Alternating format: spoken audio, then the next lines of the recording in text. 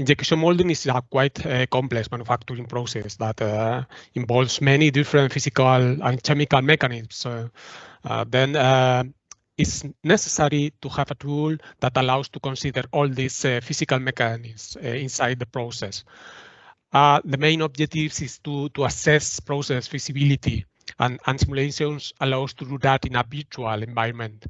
So the main output of this simulation is that you can anticipate problems that before manufacturing the mold. This is even more clear that you can affect even the design of the part before it is finished to fulfill the functional requirements, just because you need to introduce some changes just to make it possible to be manufactured. Nowadays, the main challenge is even to how to use simulation even in the shop floor, where you are setting up the process, or even in optimization of the production. So in order to do that, you need a quick tool. So simulations usually take some hours, so you cannot wait for that.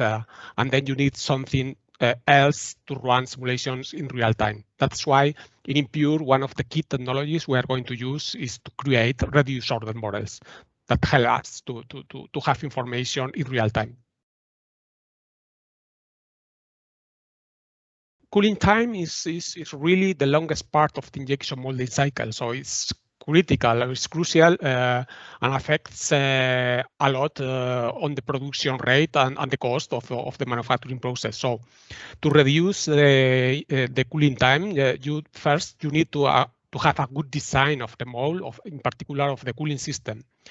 Conventional cooling channels are manufactured by machining processes like drilling, so they are typically restricted to straight shape segments. But then additive manufacturing, that is one of the key technologies in imPURE project, allows more freedom to design. Okay, in particular, you can adapt the shape of the cooling channels to the shape of the part itself, and then be more efficient and having more uniform temperatures distributions and also better cooling rates.